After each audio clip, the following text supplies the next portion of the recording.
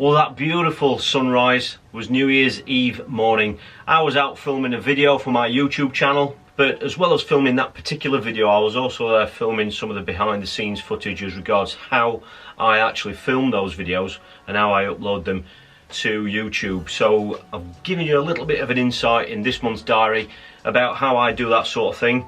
I've also got some footage for you from a group coaching session at Boston Lakes with Dean Barlow, and I've also got some live match footage for you, as well as filling in all the blanks about what we've been up to through December and how we kind of finished off the year. So this is my video diary for December.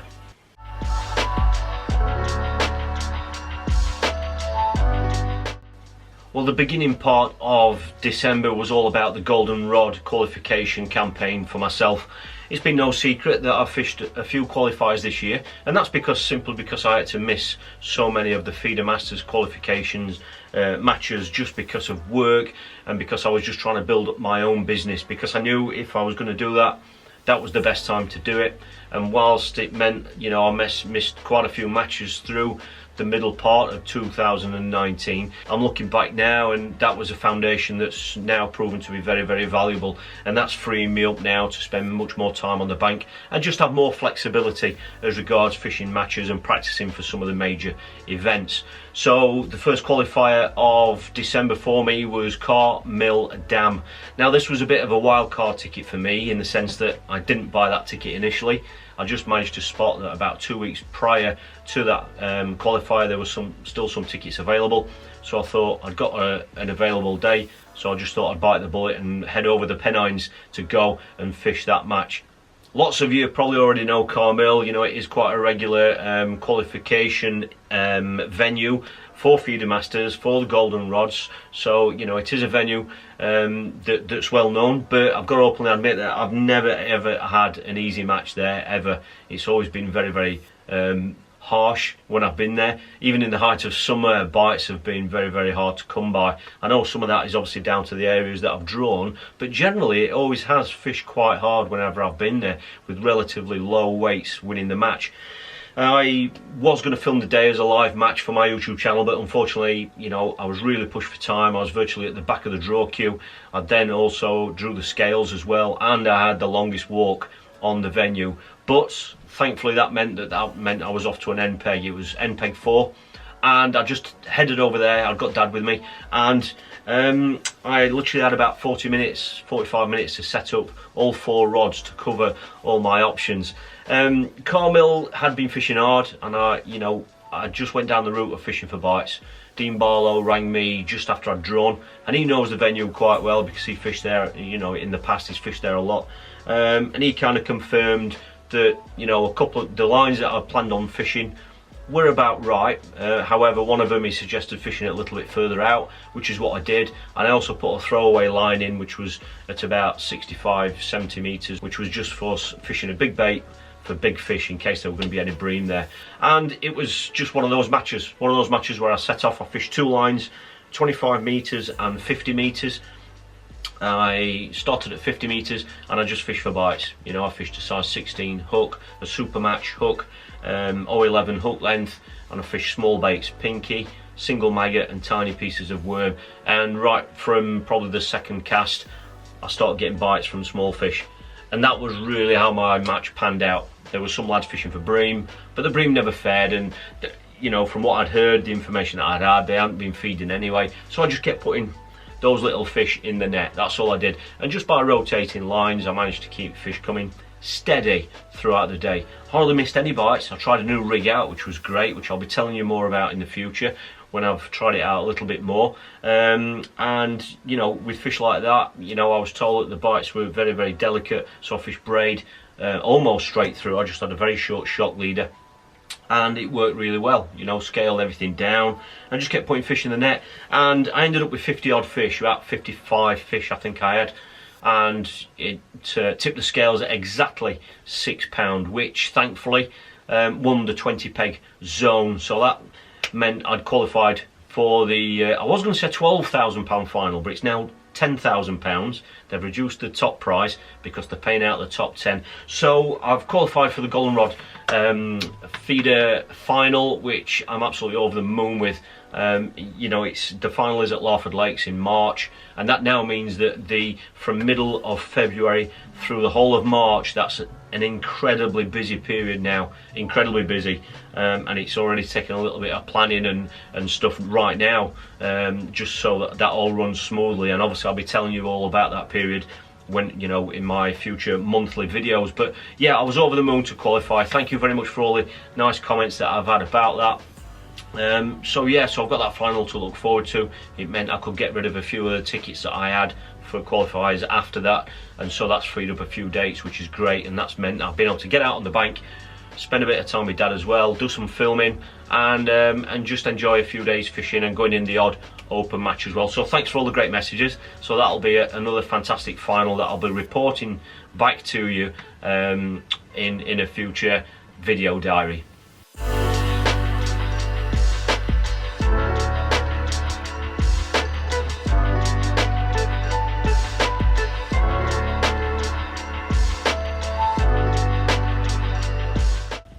Well, like I said earlier, 2019, certainly the latter half of that year, was just all about putting foundations in place, about building my business as regards my video channels, and getting the opportunity to do more coaching and stuff, and just kind of getting days on the bank, fishing days booked in and that sort of thing. I have ran a few group coaching days now with Dean Barlow. We've been on a variety of different venues. I'm sure some of you have already heard about them. And December, we actually had one booked in for Barston Lakes. Now, the group session was all about, the theme of the day was all about fishing 60 metres plus. We get so many messages about people just wanting to be more comfortable about fishing ranges of 40 metres and onwards. You know, there are some people aren't that comfortable fishing at that range, even with the right tackle. You know, and a lot of it is about confidence. Obviously there's technique in there, and the other aspect is getting your tackle right. And some people quite simply just don't have the time to go out and practice casting at that sort of a range. So that's what that day was all about. We were asked to run the day, and it sold out virtually immediately. We only capped the group days at 10 anglers, and it filled up straight away, which was great. And we had a fantastic day at Barston Lakes, and I filmed some of it for you. So here's a clip about what that day was all about. Well, today we're at the beautiful Barston Lakes. We've been conducting a group coaching day. This is something that we've run a few times now. We've had them on the River Trent, we've had them at Larford Lakes. We've also had silverfish coaching days here. And you know, they've been a really nice success. I've really enjoyed doing them. I've been doing them with England feeder team manager Dean Barlow, and today's session has really been about casting. You know, there are lots of people that have contacted me through my membership video channel, Patreon TV, that have wanted to work on their mid to long range fishing, you know, fishing 60 metres plus. There are lots of people out there that have got the kit to do it. They know what kind of kit they need to do it, but a lot of them just haven't really had the time to just work on the technique and time to just spend on the bank practicing. They've taken the opportunity to come along here today to meet myself and have a few hours with Dean as well, just going through their technique and just having a look at the types of rigs, the tattle, the setup and everything that myself use and Dean uses, as well as the England team. And it's been a very interesting day. It's fished hard, but it's not really been about the fishing. The lads that are here today, they are just here to work on their own game. Some lads have been working at, you know, fishing at 50 metres, but some lads have gone out to 80 metres.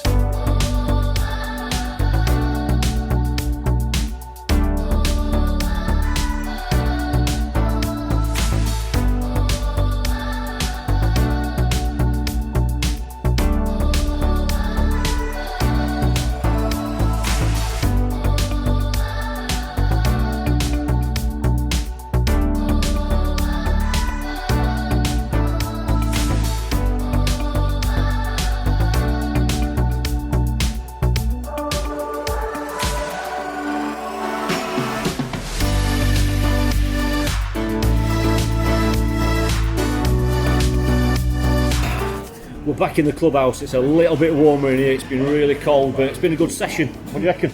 It's been brilliant, mate. Yeah, it's been quite difficult fishing with all the rain and that we've had, but the guys have caught a few fish, and I think they're all going home pretty happy, to be fair. Yeah, as we've always said right from the outset with these sessions, that it's about the individual angler, and we've certainly seen one or two anglers really kind of expel a few, not demons, but they've certainly nailed a few things that they didn't think they were going to be able to do. So yeah, what we're trying to achieve in these sessions is we try and cater them for the anglers. The anglers come here telling us how they want to improve, and we cater it to suit them. And I think even though the fishing's been difficult, they've ironed out a few things that they want to dine out today. So it's always, when you leave the bank with a smile on your face, it's always worthwhile.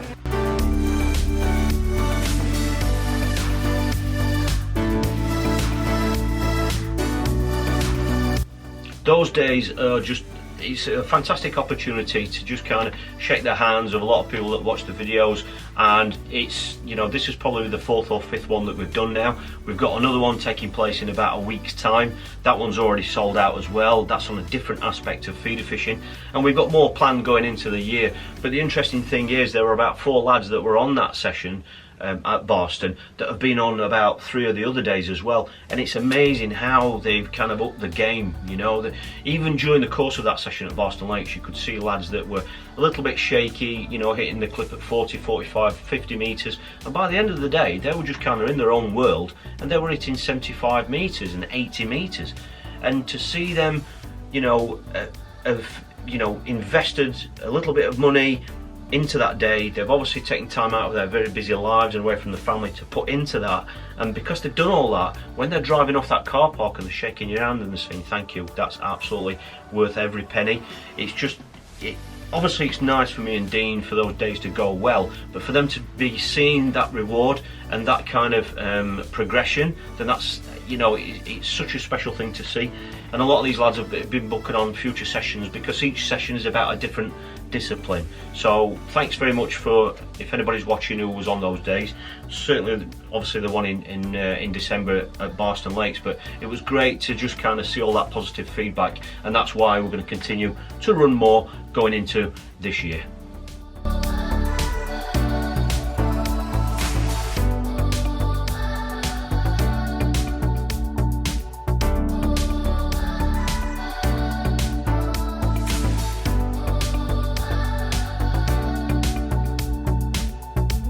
Well, the middle part of December was when I managed to start rolling out the videos for my new groundbait series. A lot of people have been asking about this. A lot of people know that I left Bait Tech as a sponsored angler back in February 2019, and that was because I could, you know, it would just allow me to explore more brands and groundbaits within you know, the YouTube environment, because, you know, obviously when you're attached to one brand like that, you can't be just, you know, using other brands and showing other brands off, because obviously there's a big conflict of interest there, and that's the reason why I did it.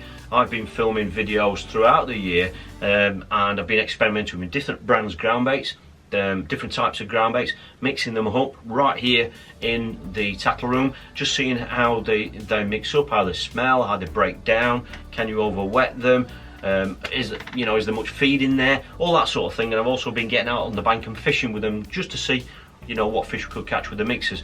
And middle of December is when I rolled out the first 5 videos. The first one was about the mix that I was using at the time, and I've been using since on more occasions than not, and that's the Ringers F1 Black.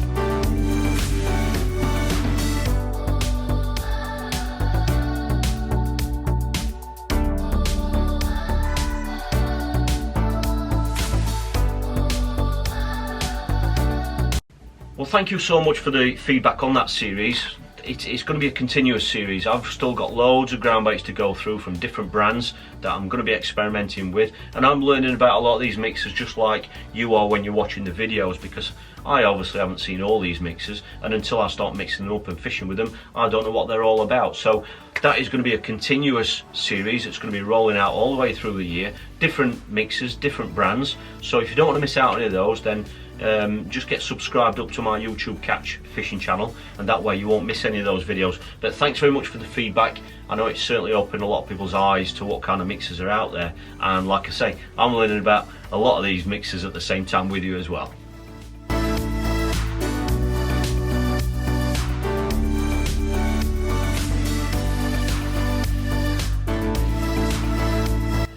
Well, we are currently in the middle of the Feeder Masters Winter Pairs competition at Holcroft Fishery.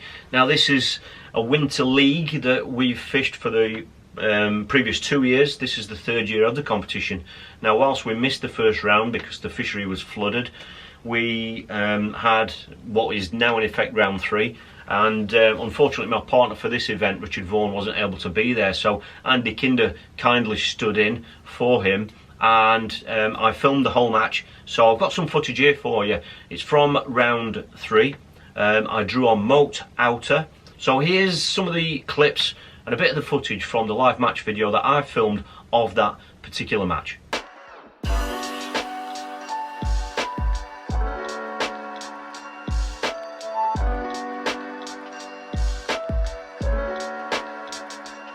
Well, good morning. This is the second round of the Feeder Masters Winter Pairs. We're here at Holcroft Fishery. The sun is trying to come out. It's done nothing but it seems as though it's been raining for months non-stop. We've had a lot of rain this morning already. The land's saturated.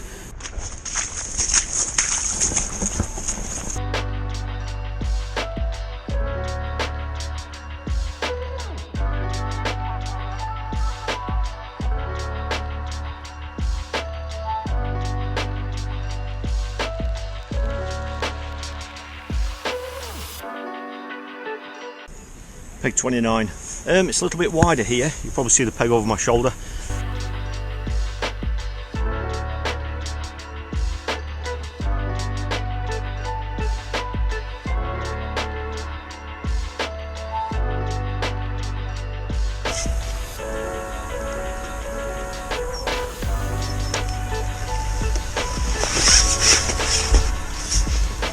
Well, in the last 3 casts, I've been getting little indications. There's nothing there.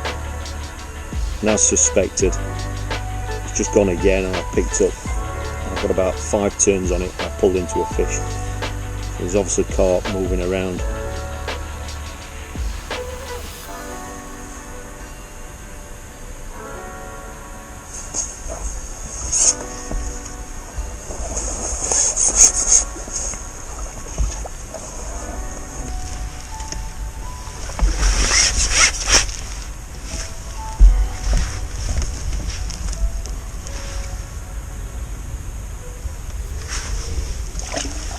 Hold on.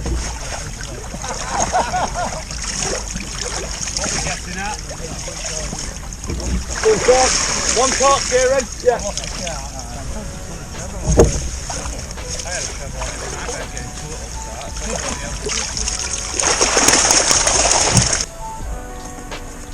£12.4. Yeah, £12.4. Thank you.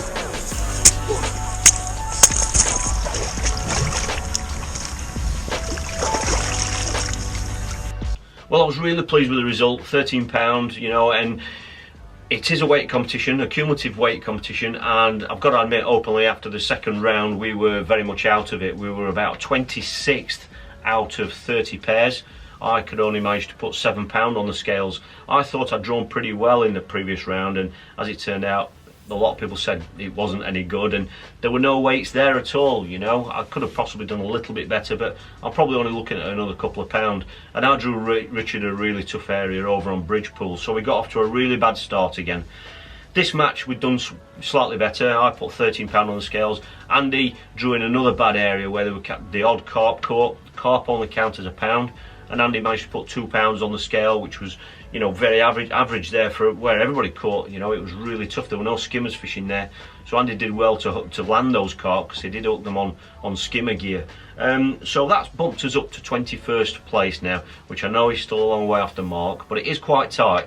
If you can get him within the top 15, it's very, very tight there. So round 4 is early January, so I'll be reporting on that for you, but there are still 3 matches to go, and we're certainly not going to be giving up, and Richard's available for all 3.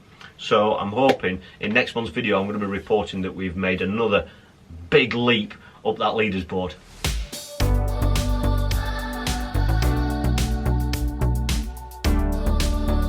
Well, on New Year's Eve I managed to get out and do some filming. It was a video that I've been wanting to do for quite a while, and it was really about chasing fish around your peg, you know, bomb and corn, that sort of a method, but one where you've literally got to go looking for the fish. I managed to get out there filming, but I filmed it as a double header. So I filmed the video, which is already live on my YouTube Catch Fishing channel, so if anybody wants to see that, then watch that. Thank you very much. It's had a fantastic response, that, so thank you if you've watched that already. And what I also did was I also filmed the day from behind the camera as well, because a lot of people ask me all the time how I film my videos. Certainly a lot of people that watch this video diary, they just kind of, they're intrigued to see how I do it, because I know a lot of people are interested in doing their own thing. So this is some of the footage from that day, just to give you a taste of how the video went, how the fishing went, and how I put these videos together.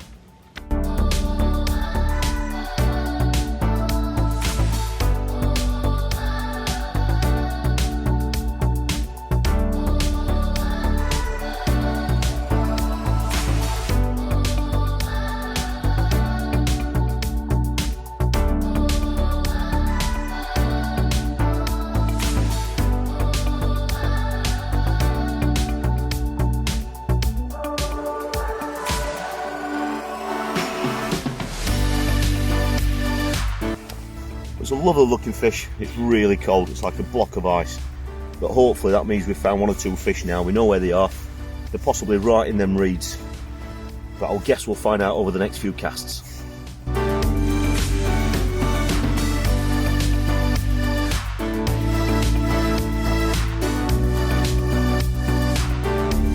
Well, December was a month where I've really been able to get out on the bank and do some filming for my own YouTube Catch Fishing channel. I'm now uploading 1 video every single week to my channel, and it's, you know, it's covering quite a few different topics. I've had a little bit of flexibility as regards time off to go out and film some sessions around my matches and things, which is great, and that is a pattern that now hopefully is going to continue going into 2020. I'm here today filming a session. I've got Dad with me, he's fishing just there, and that's the beauty of these sessions. When it's this sort of a session, I can bring Dad along, he can have a day's fishing as well, and we can spend a bit of time together, and I can obviously get my work done as well. I keep getting loads and loads of questions about how I film a lot of the videos that I produce, about how I get out and film them, edit them, put them together and upload them to YouTube, and I'm seeing so many other new channels springing up and people starting to film their own sessions that I always like to help out where I possibly can as regards any little bits of tips and advice as regards putting videos together. So this month, part of this month's diary, I'm just going to give you a quick walkthrough of how I put my videos together. I'm here today at a local fishery to me called Clearwater Lakes, and I'm here covering a certain topic. But what I thought I'd do is just bring you along and let you just have a look how I film these sorts of sessions, and then I'll take you back to the workstation where I'll show you my editing process and how I upload to YouTube.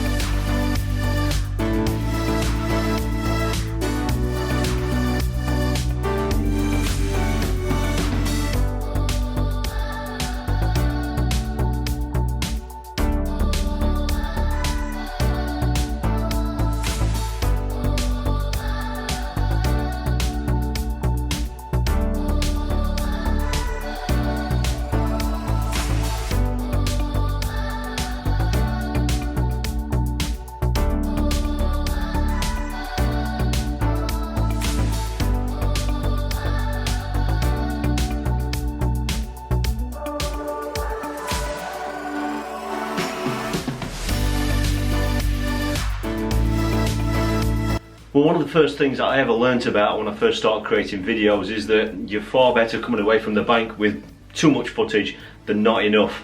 Obviously here in the editing stage there's a lot of things you can do, but you can't add anything in. You can't recreate any scenarios that didn't happen whilst you were on the bank, any sort of different camera angles, anything like that. You can't do that here.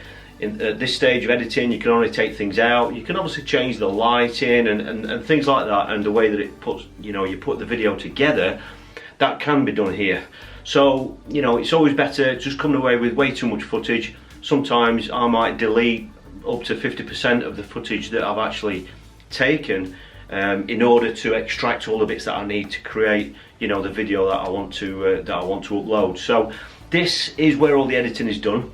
I've got just a nice comfortable workstation like this, and going back 2 or 3 years when people used to say to me, how long does it take you to put videos together?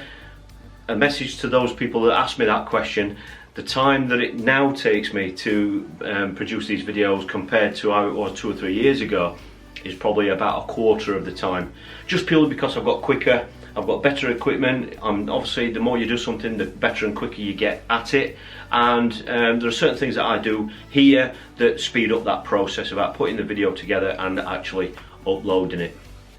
Well, the first thing you need to do is, obviously, whatever device that you filmed the video on, that will have some sort of a storage facility within it, and that is obviously where all the videos are recorded. What you need to do then is get that onto your computer. Sometimes I use my mobile phone and I can just connect that to here, and that will download all the raw images straight off that device straight into here, okay? And all I do then is put it into Final Cut Pro 10, which is the version of editing software that I use. This is Final Cut Pro, and this is where you can do all the editing that you need to do, okay? So you can cut bits out, you can piece it together in different ways, and this is where you can add music into it as well. Now, all the music that I get is on a monthly subscription. I think it costs about £10 a month, and it's with Epidemic Sound, and there are literally thousands of tracks on there that you can select. You can download as many as you wish each month, and they are all royalty free, because any music that you upload to YouTube, if you want that video to be monetized, which means if you want to have adverts on there which will generate some sort of an income for you, you can't do that with music that is copyrighted. By using Epidemic Sound, it's royalty free music, so I can use all those tracks without, you know, infringing any sort of copyright laws or anything like that. So this is where all the editing is done. All I do then is export it from there onto my computer, onto the desktop itself, and then I use something called Handbrake, and that's something that you can download from the internet, and basically that just compresses the file even smaller, which means that when you come to YouTube you can upload it much quicker.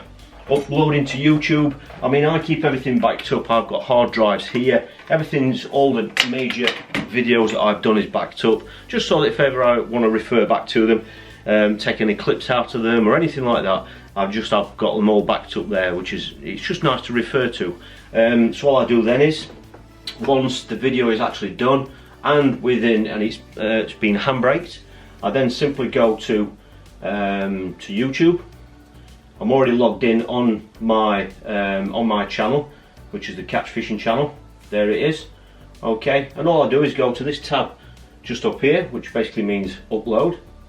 Okay, and that just allows you, I'm already logged in on, you know, into my channel anyway, and then I can just select a file from my computer, and that will upload any of the videos or files that I want to select. And then you've got the choice, then you can monetize it, so you can give YouTube permission to put adverts on your video, which means it will generate some sort of an income. But that, I mean, they brought a new law in for that, sorry, a new rule for that, which says that you can only do that after you've obtained 1,000 or more subscribers. So if you're thinking of starting a channel, you won't be able to monetize until you've got over 1,000 subscribers, and that's where you can just decide what sort of adverts you want to run on that video.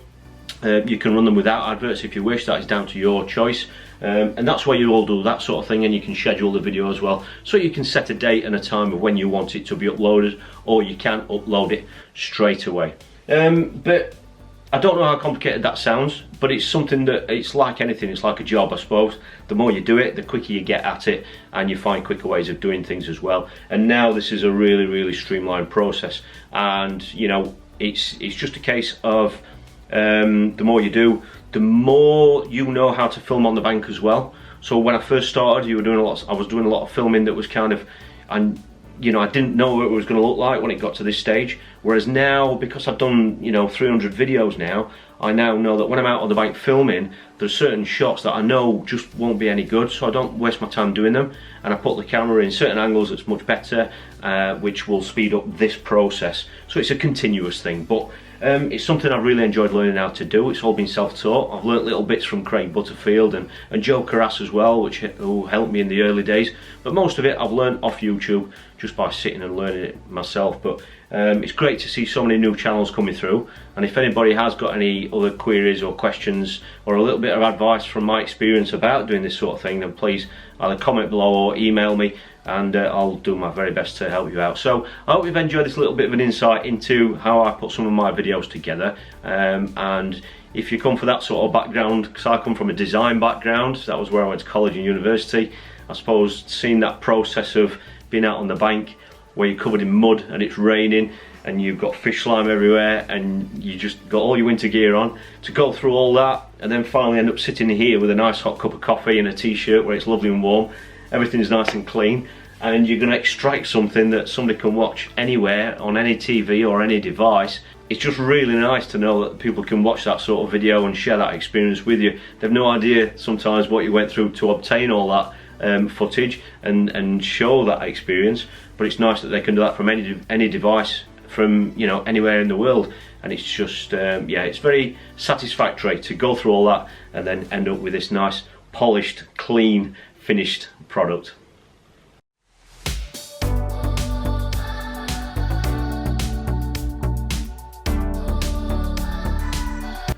Well, looking back on 2019, it's very much been a foundation year. I made several plans and tasks that I wanted to try and achieve throughout that year, business decisions, business building opportunities that I thought I'd spotted, and thankfully a lot of those have been achieved now into 2020. I was quite willing to take a few months out from match fishing, just to kind of build on all these things, because I knew I thought if I got them right, I'd be able to spend more time producing videos like this, working more with Matrix, and spending more flexible time with my dad on the bank, filming my own videos, but obviously competing in some big events and focusing and trying to free up time to practice for some of these events, you know, because, you know, if you qualify for any of these big finals, they're more competitive than they ever have been, and you need to spend time practicing and getting your kit right for those events. And thankfully, looking back, that's been very, very well spent as regards the allocation of my time. So thank you so much for all the kind messages I had. I've got more people coming up to me on the bank now than ever, just coming over and saying hello, and you know, I really appreciate that. It's really nice to see you and get feedback about what kind of media, you know, media topics you like to see in videos, you know, because Matrix and myself, it's a lot of time, effort, and in a lot of cases money to produce these videos, so we only want to be producing videos and topics that you want to see, so thanks very much for that. But 2020 is looking incredibly busy now. I mean, we've been busy anyway, but now it's going to be busier on the bank. January is kind of, I've got some matches in there. We've obviously got the remainder of the Feeder Masters Winter Pairs to continue with. I've got some coaching days booked in as well. I've got quite a few coaching days allocated throughout the year, so if anyone's interested in knowing what those dates are, if you're interested in booking a fishing day, then please get in touch and I can send you a list of dates. And then, like I say, it's really going to be February, March is going to be massive. We've got the Larford Silverfish Festival. Literally 2 days after that, there's the big one show at Stoneleigh, so I'm going to be there with Matrix there for 2 days. 2 days after that, we fly out to Spain for the Iberian Masters, which is now a sellout. There are 115 anglers on that this year in Spain, so we're going out there and I'm going to be filming that for you. Literally 4 days after that, there's now the Golden Rod Final at Larford Lakes, and it goes on and on from there. It's going to be just as busy this year, but it's going to be far busier with actual fishing. and footage from the bank. So if that's something you're interested in, then please get subscribed up to this channel and my channel, the YouTube Catch Fishing channel. That way you're going to be kept in the loop with everything. But it's been an incredible year. It's been a year where I set a lot of goals that weren't necessarily fishing orientated as regards results and that sort of thing, but that's because I've invested in the future, and thanks to everybody who watches these videos, thanks to Matrix and some very good people out there, I've been able to kind of free up more time for this year to spend on the bank, and hopefully you're going to see the benefit of that, because you're going to be seeing more footage from the bank, because I know that's what you like to see. So I hope you've all had a fantastic Christmas. I hope you've had a very prosperous new year. There's another very exciting year ahead, and thank you for all the great messages and everyone's come to say hello. So thanks again for all your support, it's massively appreciated, and I'll see you all at the end of January, where I'll be giving you another monthly diary to let you know what we've been up to.